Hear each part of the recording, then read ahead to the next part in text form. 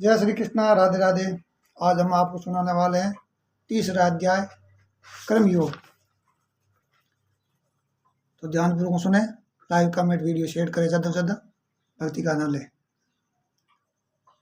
रह सकता संसार में कर्म बिना नहीं कोई, करता मैं भी करता हूँ, देख सका तू मोहि। दीने आज्ञा यज्ञ की, सृष्टि में करतार, बिना कर्म के हो नहीं इस जग से निस्तार। परमारूप ये ज्ञान है सा, तास जानत है धीमान। त्याग दिया जो कर्म को, वह नर नहीं अति अज्ञान। जैसे कर्म करता कुछ करता नहीं, निमि कर्म करना इस कारण भला, बेजस जानो मरम। आगे तीसरे अध्याय में भगवान कहते हैं,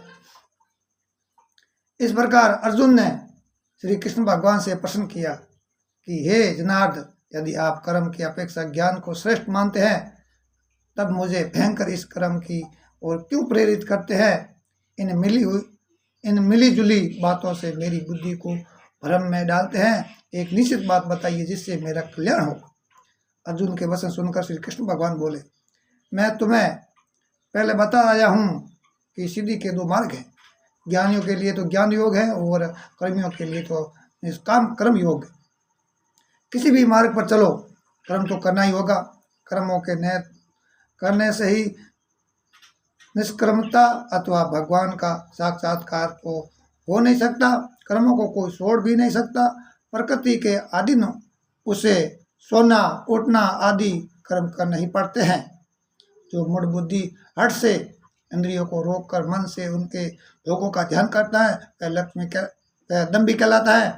हाँ, जो पुरुष इंद्रियों की लगाम मन से थामे हुए भोगों में लिप्त हुए बिना कर्म इंद्रियों से कर्म करता है, वह श्रेष्ठ है। इसीलिए तो कर्म तो कर ही, और न करने से कर्म करना सदा अच्छा है। बिना कर्म जीवन निर्वाह भी नहीं हो पाएगा। हे अर्जुन, तो जो कर्म भगवान के निमित्त नहीं किए जाते हैं, वे मनुष्य को इस आवागमन के चक्कर में बांधते रहते हैं। इसीलिए निष्काम होकर कर्म कर। ब्रह्मा ने प्रजा की रचना के साथ यज्ञ बनाकर आज्ञा दी कि यज्ञ द्वारा तुम लोग बढ़ोगे। ये यज्ञ तुम्हारा काम धेनु रहेगा। तुम लोग यज्ञ द्वारा देवताओं को संतुष्ट करो, वे तुम्हें उत्पन्न करेंगे। इस प्रकार परस्पर उन्नति करते हुए परम कल्याण को प्राप्त होगा। यज्ञ से उत्पन्न किए हुए देवता तुम्हें इसी भोग पहुंचाएंगे। इन भोगों को जो इन्हें दिए बिना भोगता है, वे नीचे चोर ही हैं। यज्ञ से बचे भोगों को भोगने वाले श्रेष्ठ पुरुष सब पापों से मुक्त रहते हैं। और जो केवल अपने लिए भोग जमा करते हैं, वे नीचे ही पाप भोगते हैं। यह सृष्टि चक्र ऐसा है कि सब प्राणी अन्न से पैदा होते हैं। अन्न की उत्पत्ति वर्षा से है और वृष्टि की रचना यज्ञ से होती है। यज्ञ का अर्थ है स्रोपकार कर्म। यह ब्रह्मा अर्थात वेद ज्ञान से, और ज्ञान अविनाशी परमात्मा से मिलता है। इस प्रकार सर्वव्यापी परमेश्वर की प्रतिष्ठा सदा यज्ञ में है। जो पुरुष इस सृष्टि चक्र के अनुसार नहीं वर्तता, वह पापी व्यर्थ ही जीता है। परंतु जो पुरुष आत्मा तत्व से में लीन और उससे संतुष्ट रहता है, उसके लिए तो कुछ भी कर्तव्य नहीं है। इसीलिए हे अर्जुन, तुम अनासक्त रहकर कर्म करता जा। इस प्रकार कर्म करने वाला मनुष्य ईश्वर को प्राप्त करता है।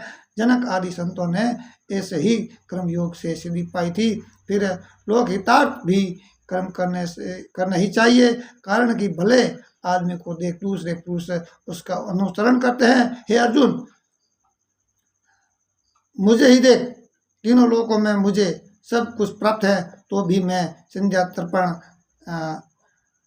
पितृ सेवा आदि सत्कर्म तो करता ही हूँ। यदि मैं आलसी हो सत्कर्म भी त्याग बैठूं, तब मुझको देख सभी सत्कर्मों को छोड़ बैठेंगे। सब लोग नष्ट हो जाएंगे। प्रजा में वर्ण संकटता हो जाएगी और मैं सारी प्रजा का विनाशक कहलाऊंगा।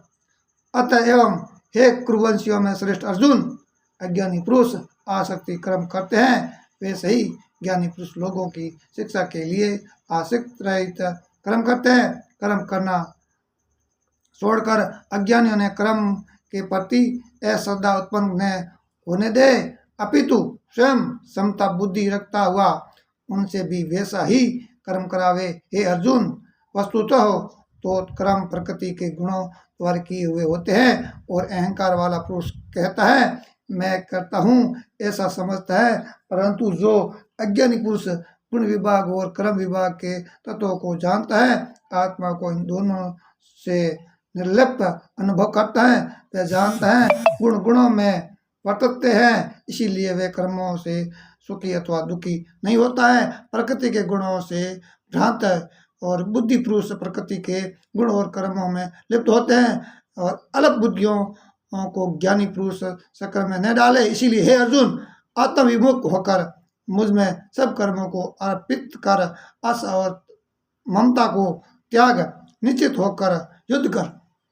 जो मनुष्य श्रद्धा से मेरे इस सिद्धांत का पालन करते हैं, वे सब कर्म बंधन से छूट जाते हैं, और जो इनमें 3 मेघ निकालते हैं, इसके अनुसार बरतते नहीं है, वे भ्रांत बुद्धि कल्याण मार्ग से भ्रष्ट हो जाते हैं। ज्ञानी अपने स्वभाव के अनुकूल कर्म करता है, सभी स्वभाव के अधीन है, हट से कोई लाभ नहीं होता है। मनुष्य को चाहिए सभी इंद्रियों को भोगों में जो राग द्वेष की भावना भरी रहती है उनके अधीन हो। कल्याण के मार्ग में बाधक ये दोनों ही लुटेरे हैं। गुण रहित भी अपने स्वभाव के अनुसार किया हुआ कर्म इसी प्रकार साधे हुए दूसरे के स्वभावानुसार धर्म से अधिक अच्छा है।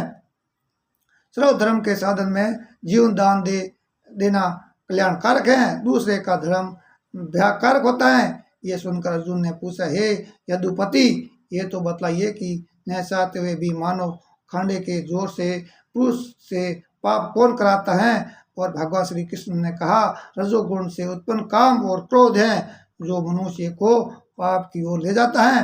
इसकी भूख बहुत बड़ी है, ये बड़ा पापी है, इसको तुम अपना बैरी जान। जैसे ही धुएं से अग्नि और धूल से दर्पण और जाली से लपेटा बालक जन्मता है, वैसे ही ये दोनों ज्ञानियों के सदा बैरी हैं, और इनसे ज्ञानी का ज्ञान ढका रहता है। ये काम मनुष्य की इंद्रियों, मन और बुद्धि में रहता है, और इनके द्वारा ही मनुष्य को मुंड बनाता है। और इसीलिए हे अर्जुन, तुम पहले इंद्रियों को वश में कर, ज्ञान विज्ञान को नष्ट करने वाले इस पापी काम को विध्वंस कर। जो तुम समझे कि ये मेरी शक्ति से बाहर है, सो बात नहीं, कारण कि इंद्रियों से सूक्ष्म मन है, मन से सूक्ष्म बुद्धि है, और बुद्धि से सूक्ष्म आत्मा है। इस प्रकार आत्मा सबसे सूक्ष्म है और अधिक बलवान है। हे महाबल अर्जुन, अपने बल को समझकर उसके द्वारा अर्जुन रूपी काम शत्रु को मारकर जय को प्राप्त हो। जय श्री कृष्णा। राधे राधे। ये है 3रा अध्याय। तो आप सुनकर कैसा लगा है कमेंट करके जरूर बताना, और कमेंट बॉक्स में जय श्री कृष्णा राधे राधे जरूर लिखना, और वीडियो को ज़्यादा से ज़्यादा शेयर करना, भक्ति आनंद ले, और ज़्यादा से ज़्यादा वीडियो को देखिए, अपने साथी भाइयों को शेयर करिए। तो दीजिए मन इजाज़त, फिर मिलेंगे 4थे अध्याय में। तो जय श्री कृष्णा राधे, दीजिए मन इजाज़त। जय श्री कृष्णा राधे राधे।